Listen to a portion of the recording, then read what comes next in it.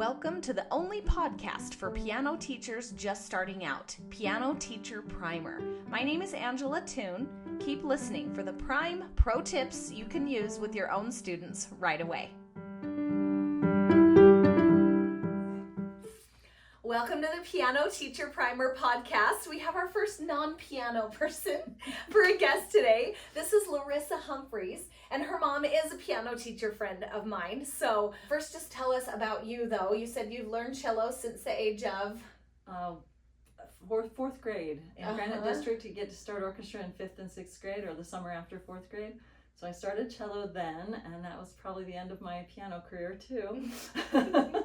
So I got to the songs where your thumbs don't share middle C. That's as good as I got. That's good though. But I've been doing cello for a lot of years, and I've been teaching since I was 16. Oh, yeah. And I've even taught a grand student. Yay. So one of my students' children, and she went on to play in Concerto Night at Skyline last year, and it was very fun to go see that. That's fun. Yeah. I went to Skyline. It's a good school. I went to Olympus. Oh, good school also. But we're okay now. We're okay now. We're friends. I love that so much. That's so cool. Did you study at the university? I did. University of Utah with Stephen Emerson. Well, Gail Smith first, and then Stephen Emerson, and then Ryan Selberg. Amazing. Yeah. Amazing. So fun. That's so good. We love all of the things. So she and her mom have combined to put on these summer contests, and I was like so excited. So she does them for her cello studio, and then her mom does them for her piano studio.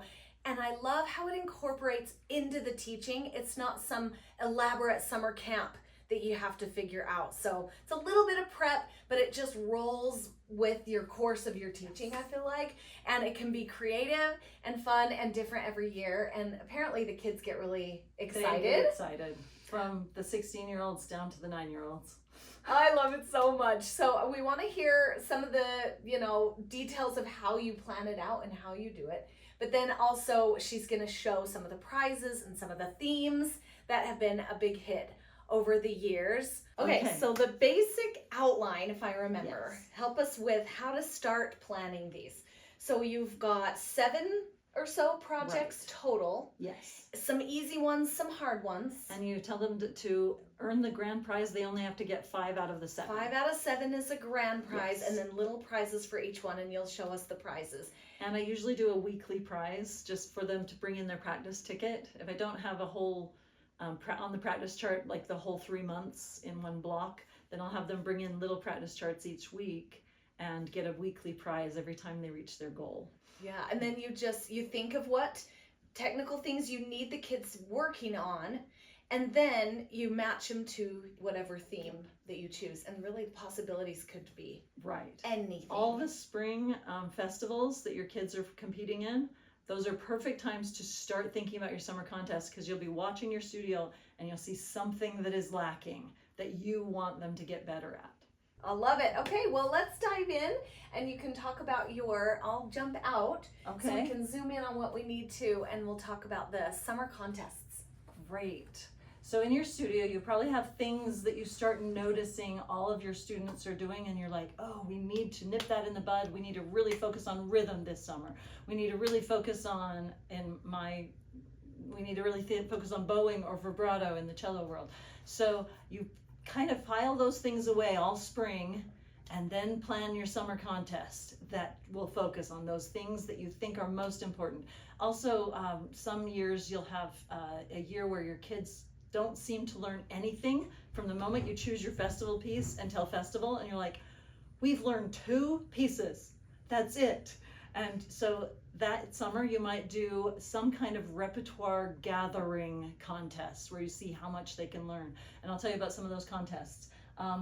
If you have a very difficult year ahead for yourself and your family, you do a very simple summer contest that just has the kids start latching on and driving themselves. And that's when you do something like the Circle of Fifths contest. I started mine just after Federation Festival this year, and I put out the Circle of Fifths, and you can get the thicker poster board at like Michael's, where you go back by their framing, and they have this thick stuff that I guess must be mat board, but it's only like $7 or $8, and then you can draw your circle of fifths on it and it won't tip over every time you turn around. So you decide what it will take to pass off a scale. And for your beginners, you could use your 5-finger patterns, because they have their 5-finger patterns in all the keys. And for your more advanced kids, you could do like your Hammond exercises or something. But whatever you decide, you just set your beginner, your intermediate, and your advanced level. For me, I have the very beginners just try to learn a 1-octave scale. But everyone past the first 2 months of lessons should be able to get their 2-octave scales learned. And so for those beginners, they just have to get through the scale in tune, memorized, with rational fingerings. And for the older kids, they have to get through the 2-octave scale, memorized, in tune, rational fingerings, and fluid. So they have to be slurring 3 or more to make it just really, they own the scale. And then once they've passed off a scale, they get to sign their name next to the scale. So we've got all these signatures beginning, as you can see, for cello, B flat through A. Those are the easiest scales. So I think my whole studio will get those 6. And then other kids have already started ringing the circle. I have 2 kids who've got all but E major, so we're working on that. But that's a fun one because it's self-driven and it saves time in the lesson after you've introduced it, because you tell them that you're only giving them X number of minutes a lesson to try to pass off the scales, and you won't help them. So you start the timer and they say C major, and then they play their scale. And then they say D major, and you check it off on a paper so they can sign them off at the end of the lesson when the next kid comes in. So it's not taking time out of the lesson, and you're not drilling scales throughout half the lesson. You can spend the time on other things you wanted to work on. Okay, so that's the easiest summer contest you could do, is just playing around the circle of fifths, and you give them a certificate at the end of the summer that says, thank you for playing around the circle of fifths this summer, 2025, whatever it was. And then the ones who own the circle get to sign the middle of the circle. I have an old one.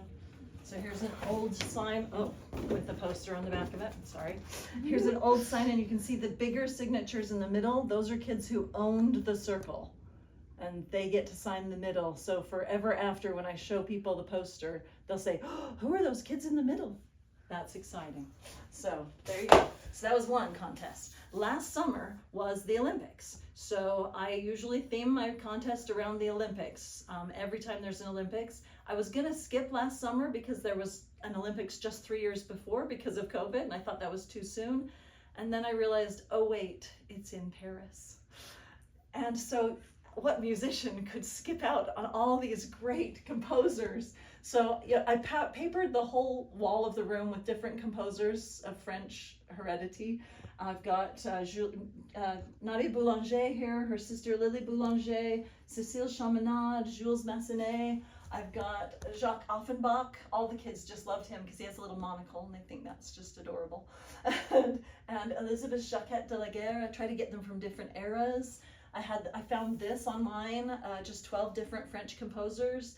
And then I found a bunch of French music in their actual repertoire books, and I would point that out to them at their lessons. And I had stacks here on the electric piano of easy French pieces, medium French pieces, and harder French pieces, so that the students could learn French pieces all summer. And that really helped with repertoire with students who tend to not learn more than the 2 songs they're assigned for months on end. This summer we had everybody learning 2 or 3 extra pieces, and they would get little prizes for each one that they passed off. Okay, so back to the contests. So you've decided what things you want to focus on. You've found a theme, like the Olympics. You give the theme a silly name. So for cello, we did Cello Olympics, Paris 2024. You would do Piano Olympics, with a giant O in the middle, Piano Olympics. And then you decide what your sports were. Because last summer there were 2 or 3 brand new events in the Olympics, I created a sport to fit those. So breakdancing was composing.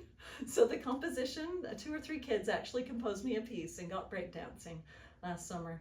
And you give them rules like the festival federation list. You have to have your pieces be 16 measures long or something, And I had to have them have all their stems of their notes heading the right direction. So sometimes they would bring in their piece 3 weeks in succession before they would actually pass off their composition or breakdancing piece, because I read the rules of breakdancing and you have to compose your routine. So that's how I fit it in. There's all the swimming sports. They work really well with a slinky as the prize because, or no, sorry, the track and field ones. Because running hurdles could be, you could call hurdles the sport and have them do arpeggios and then give them a slinky at the end. You could have your scales, if you're not doing a scale contest that summer, you could have your scales be, I don't know, synchronized swimming or something and give them the prize for that. So just theme every technical thing you want them to work on, give it a stupid name tied to an Olympic sport, and off you go. And the students work to their goal and they want to earn all the little prizes. So I have my students do, let me grab the training record. So I make a training record for them that has the whole summer on it, lesson, all the months, June, July, and August, and all the days. And they can fill in the blanks of their practicing, because because it's the Olympics, you always do a training record for the athlete who's training. So the training record, this time I called it, training. So the training for the Olympics, you can get that goal. So down this left side of the page, I have all of the different events they can compete in. And we can show you that close up later.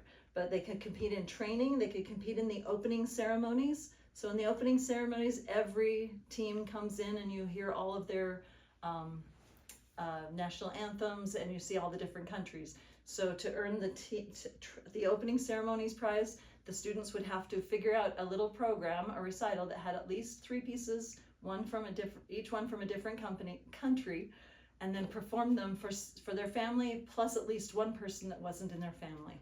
So that was that project, and that's a project they do on their own. Doesn't have to take too much time out of the lesson. The triathlon is the hard one. Most students forget to practice their scales, or they forget to practice their exercises, or they just work on the solos. So the triathlon is, if you hit your scales, your exercises, and your solos every 5 out of the 7 times you practice that week, then you get the triathlon prize. And a certain number, they have to accomplish it 5 times out of the summer to get that prize. Breakdancing, we already talked about, was the composition. Sport climbing, that was a new one 2 Olympics ago. And I use that for arpeggios. So just jumping up the wall, skipping a rung, so that works for arpeggios really well. Weightlifting, that was the one where I had them add repertoire, because you're adding reps when you're being a weightlifter. So I had that stacks of music here, and every time they learned and performed for me at their lesson beautifully with their technique and everything, a new French piece, we would give them the prize for weightlifting. And then they would list all the pieces they learned throughout the summer. And it's kind of fun, because they would sometimes fill up this line on the page, and then they have this page to look at in years to come. Team sports, they had to find someone and do an ensemble. And I had some French duets that I found for them. And the free sheet music websites online are so much fun. I found Gymnopédie, arranged for cello solo with piano, cello duet, cello quartet. So I had whole families playing Gymnopédie this summer. It was very fun. And then once they earn each project, we put a sticker on the bottom of their chart. And if they get 5 out of the 7 projects in the summer, then they get a gold medal. I've lost my medals. If they earn 5 out of the 7 events at the Olympics, they get a gold medal at the summer party at the end. If they earn 3 out of the 7 events, they get a silver medal, and 2 of the events they get a bronze. And you can change that to fit your studio. And then you can also buy those really cheap participant medals at also Zurcher's and other great places. So that's a fun way to do it. Some of your summer contests will lead toward a party at the end of the summer. Some will not. And it's also, if you're just not feeling it that summer, do something easy like Circle of Fifths or Gata Gavotte. That's a good one. Or as pianists, you guys have more sonatinas and sonatas. So Gata Sonata is what my mom does with her studio. I do Gotta Gavat. And that summer contest is a very simple one that does not need a party at the end of the summer. So the Olympics leads to a party. You need to have a medals ceremony at the end of the summer and call out all the kids who got their 5 projects done and give them a gold. And if anyone did all the projects, just give them a little extra recognition at the party. You don't have to give them extra prizes. Just the gold medal is fine. I had a place for them to take pictures at the party where I had the Cello Olympics sign above them and then these signs on the sides so they could stand there with their medal and look excited. And that was a cool part of the party. And then we had 5 students learn the swan last summer, and so they all performed the swan in succession, and the audience just cheered. And I had 3 moms planted in the audience with those number cards where you give the ice skaters their goals. So they flipped up these signs that said 10, 10, and that was exciting at the party. And then I had a couple of kids do the ensemble that was gymnopédie. And that was very fun. And that was it. Just out in my backyard, loose and relaxed and exciting. And the parents loved it. And that's the Cello Olympics. Okay, so a couple of other contests that would be fun to do with your studio. Like I said, on the less, when you don't have time and you just want your kids to really build their repertoire, pianists have a million sonatas and sonatinas at every level. Say, got a sonata this summer, and that's your contest. And you have a whole bunch of sonatas. You have the kids learn the form of a sonata. You have them learn so they can describe it to other people. And then you have them learn an entire sonata. And then you offer them other opportunities to earn more prizes, but you don't spend tons of time in the lesson and just see which students will learn a bunch of pieces that summer. It's pretty exciting. So that's a good one. Other contests we've done in the past are Let's Shake It Up this summer. I found this great colored paper at the copy shop, and I printed up the main sheet on that for the kids to track their time and their projects. And the Shake It Up projects were things like memorize your musical terms and symbols. And I would quiz them on it. And if we did it about 5 times throughout the summer, we'd count it and they'd win their prize. We talked about leveling up their vibrato. That was an interesting summer for me because vibrato is usually a technique that I teach 2 years in when they're up to like the middle of Suzuki Book 2 or starting Book 3, and then the vibrato becomes important. But that summer, just because I made it a contest prize or contest part because I had so many students not vibratoing that should be, I had 3 beginners start that summer, and all 3 of them are still getting going on their vibrato. They're doing well. And that was exciting to start beginners with vibrato. So I'm doing that now with any new beginners I've picked up. We had a key signatures contest where they learned their key signatures, and I do flashcards the lesson just for a few minutes, not long. And that was good. I did music history. I made them, I would share information throughout the summer about their pieces. I'd say, oh, that's by so-and-so. That person's, really famous. Like during the summer, I do this every time I give them a piece. Somebody was playing a piece by Chaminade, and I said, oh, she is the composer where people are quoted saying, she is not a woman who composes, but she is a composer who is a woman. So I would tell the kids these kinds of things when they're getting their pieces. So that would be helping them with their music history contest or part, and then they would have to do a composer report, similar to the AIM composer reports. Yeah.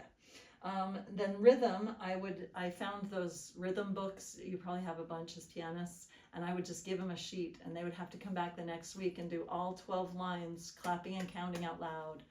And if they did that and passed off enough of those sheets, I'd give them a new, harder sheet the next week. So I spent a lot of time at the copy shop copying the pages out of the nice rhythm books that you maybe would just want them to buy to get through the summer instead of making all those illegal Xeroxes. But okay, so the first lesson of the summer, you give them a black and white copy of the cover page without their face in it. And then you give them the real version of the page they'll be filling out throughout the summer.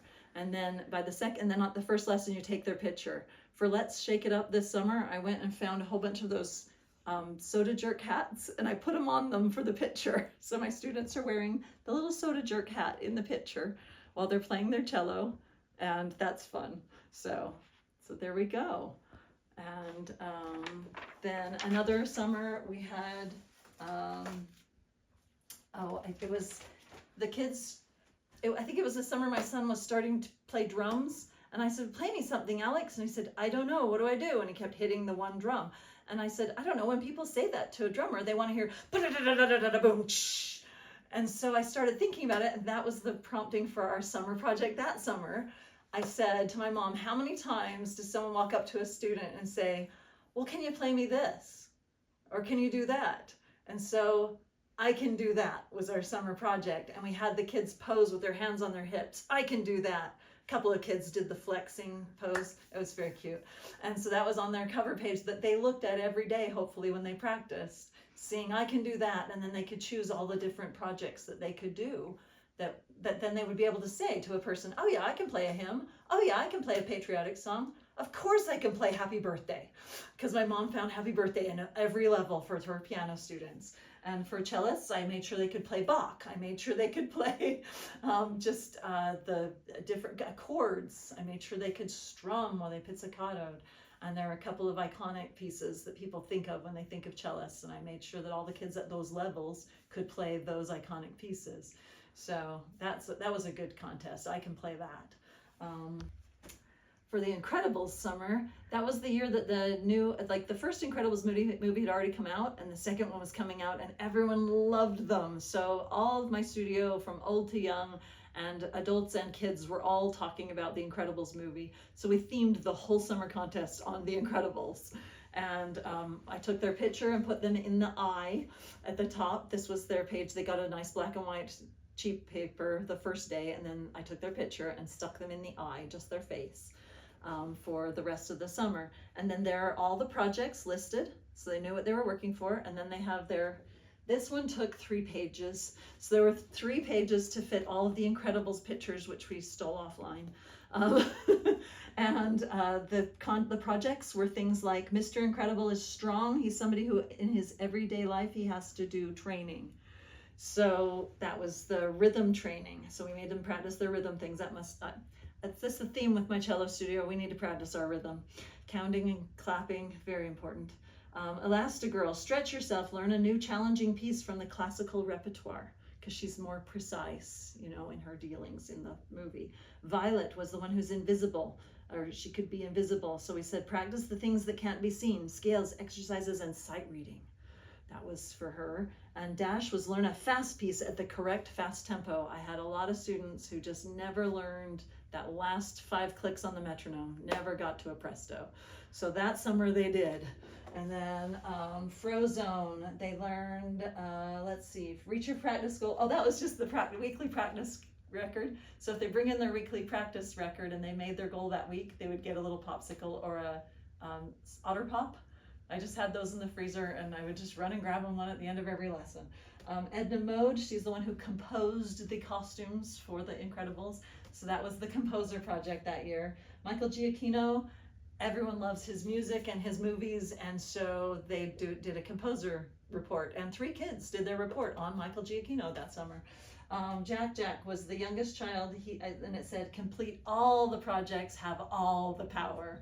And some of the kids wanted to earn every project, so they got Jack that year and everything. So that was a very fun one. Once again, always theme it to you. Make sure that the theme makes sense to you. I care about movies, and I cared about my kids at the time telling me how great this movie was. So it resonated with me and made me able to carry the contest through the whole summer, and it was good. You find your prizes. Oh, we should talk about prizes. So you find your prizes to theme to your contest. Here's the most important thing that took me a few years to talk my mother into. She was spending all the money on prizes, and our summers she would make very little. So I convinced her that whatever the price of one lesson was, all the prizes, all 7 prizes, needed to total up to less than that number. So if you're charging $20 a lesson, then you want to make sure every prize, all 7 prizes, are less than 20 total. So you choose things like, if you choose the Etch-a-Sketch for composition, because it's creating, if you choose that for composition, that means every other prize that summer has to be cheaper, because this is $5.99 at Target and Walmart and other places. So $5.99 is pretty expensive for a prize for every kid. And So you would use these. These are only about $1 if you buy them online in a big pack. So the Rubik's Cubes, the kazoos are also about $1. These little eraser animals, very popular with the kids, very cheap. So you do a bunch of those kinds of prizes to go with the expensive prize if you use the expensive prize. And the kids don't need to know that one is vastly more expensive than the other. Fidget spinners were pretty good. They're around $3, depending on how many you buy on Amazon in a pack. For the Olympics, we had to have the Eiffel Tower, the Olympics in Paris. So we did the Eiffel Tower for a key ring, and those cost a little more than the regular key rings you can buy. So after the student would earn one Eiffel Tower, when I would give them sports keychains after that. So that was a way to keep that one a little bit less pricey. The Slinkies are very cheap. You get them at a dollar store. They can fit almost every contest you do, and they're brightly colored and they're fun. One of the fun contests I did was the Music 101 contest, and I was thinking about the music degrees at universities. So I went to every university across the Wasatch Front, all the way up to Logan and to BYU, and I got swag from the universities. So I'm gonna grab the swag. Okay. So like I went to the U and I found a beer can opener. That's not very helpful. So obviously it's still here all these years later. No one got it. I found chapsticks at some of the universities. BYU gave me pens, pencils, and what else did they give me? I think they gave me chapstick, but all those went to, but here's your BYU pen. Weber State gave me a t-shirt, a bunch of things, all free. And then these pens that have the most beautiful purple, so the students loved those. Utah State gave me a t-shirt, some mugs, a bag. The Utah State gave me a ton, and just free, because my studio is learning about college degrees. And then every contest, every project for the contest was something that could be part of a music degree. So we had something medieval, something early music, let's see, the Renaissance era. We had something from the Baroque era, something from the classical era, something from the Romantic era. And the students would be able to learn something from each of those eras, or we'd talk to them about the form of the Mass, like back in the Renaissance era when a lot of the composers were composing for the Catholic Church. And then I would send them to go observe one of the masses at the Cathedral of Madeleine, or see the what are the nighttime things? When they sing at night. But yeah, so that was a good summer, and the prizes were the best that year because they were relatively free. And if you can't get very many, remember that there are other ways, like the University of Utah didn't give me any pens. So on a whim, as I was leaving campus, I went to the University Credit Union. They gave me about 40 pens. So I still have a bunch of University Credit Union pens. So that's good. For grand prizes at the end of the summer, you have to have something that's bigger that they can look forward to. So once again, do not spend more than than a piano lesson. So these rings are so much fun. I'm sure you've seen them.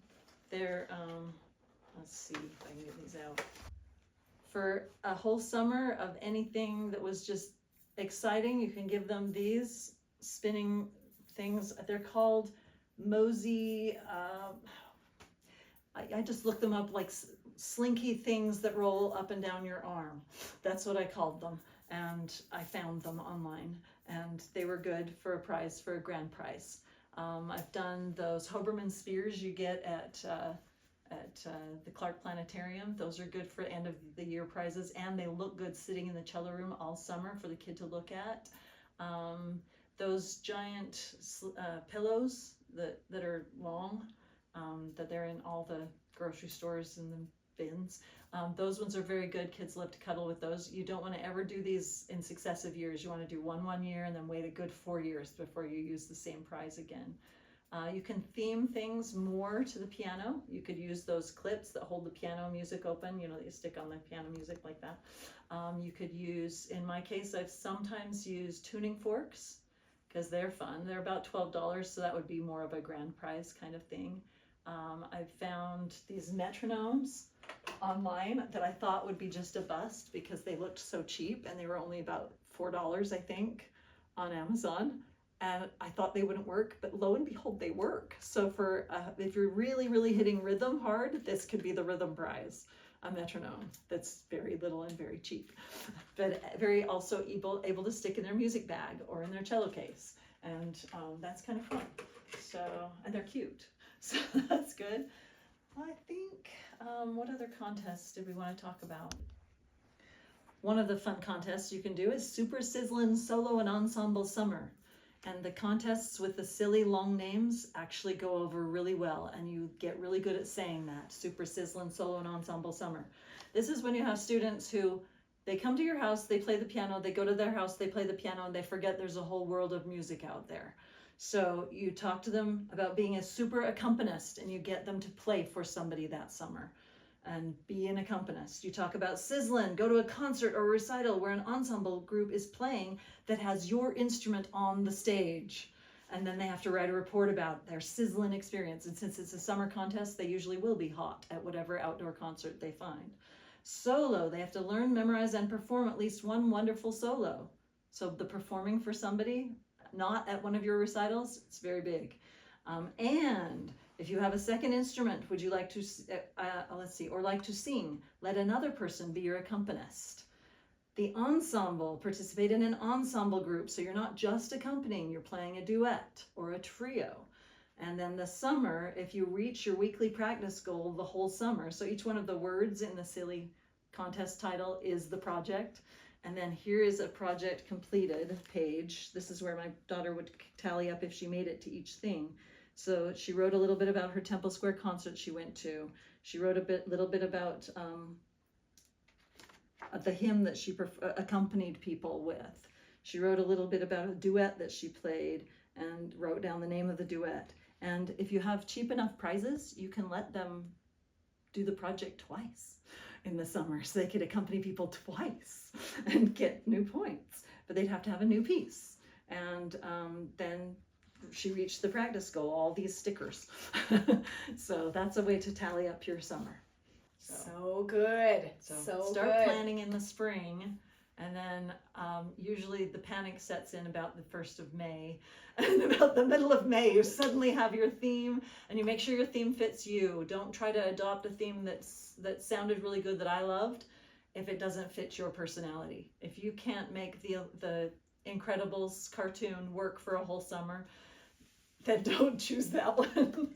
Don't you think something you're excited about or that your students are excited about, and then that excitement can fuel doing the work that's required, but they do the work on their own. All you have to do is set it up. Yes, so the first lesson you will waste about half the lesson, Use. You will use about half the lesson describing the contest, and a little follow-up the second week. But after that, the contest rolls, and they'll come in and they'll say, I want to do Mr. Incredible today, or whatever the project is that they're working on. Oh, that's so fun. And I think this is so valuable because I get this question from piano teachers, like, how do I keep kids going during the summer? And this keeps them not only going, but thriving and filling in the gaps of the things that maybe they need improvement on. So it not only keeps them going, it makes them just excel, it sounds like. And then they look forward to it every year. Do they get so excited? What are we going to do this year? I had 3 students ask this week what our contest It's is only this April. summer. I don't know yet. So I'm thinking. Yeah, you'll have to tell us what you come up with this year. Go. I'm excited. Yeah, so thank you so You're much. welcome. Thank you so much, Larissa. I love so much all of these ideas, and it gets you thinking, like, what could I do? What would be so fun? And then, yeah, this just rolls with your normal teaching life. Yes. Other options are putting on a big summer camp. I know that a lot of teachers love doing that, and then you can get a lot of kids, do some group classes, and get a lot of kids in a short amount of time. But this can flow if you just wanted to teach regular lessons. This can flow with your normal teaching life. So thank you so much. Happy teaching. Have your students done festival yet? They did. Yep, Yes. they did. So you'll be great. happy thinking and planning for this year. Yes, summer. I am.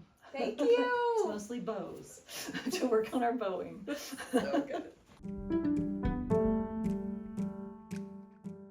Thanks for tuning in to this episode. Let's keep the conversation going. Connect with me on Instagram at AngelaToon_ and explore more resources at angelatoon.com, where you'll find courses, communities, and connection. Please help us help more piano teachers by leaving a rating and a review. Thanks in advance, and keep changing the world one student at a time.